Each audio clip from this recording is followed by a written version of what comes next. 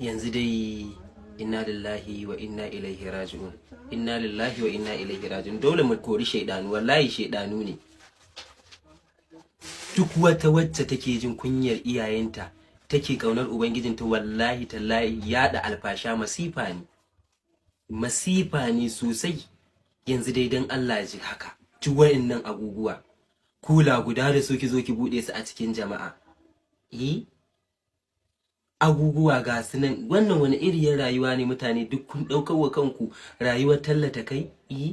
Mazan nan dai su ba abin da suke nuna muku nasu, amma mata kun yi yawa a TikTok ku zo ku ta nuna hantsan nono.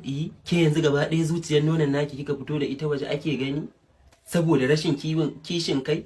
A ce miki yar iska ki ce an bata miki suna, an ce muku dan Allah ku bari sai ku ce an shiga sabgar ku. Ai Allah, wuta da aljanna ba taka bace ba.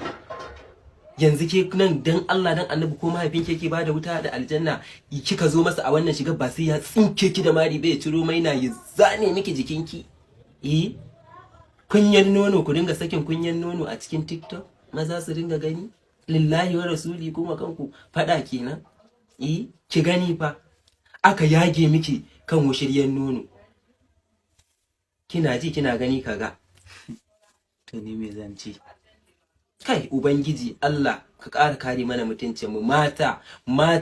Wallahi tallahi wallahi wannan abin da kuke ganin ana yi, kuna yin shiru, kuna ganin kamar abin wasa. Billahi lazi wata ran sai kin gama TikTok din, kin yi aure, kin haifi ɗaya girma, sai dai kiga ya zo gidanki yana sane ki da maina, ki rasa me kika yi. Kin yi abin da iyayenki sun hana ki, ke ma yanzu biki isa ki hana shi ba, sai in ga yadda zaki yi da shi. Yanzu dai ji wannan nono tula da su, masha Allah, maimakon ki rufe abin ki saya wa ƴaƴanki da mijinki, kin nuna wa duniya. To me zan ce miki, Allah ya shirya.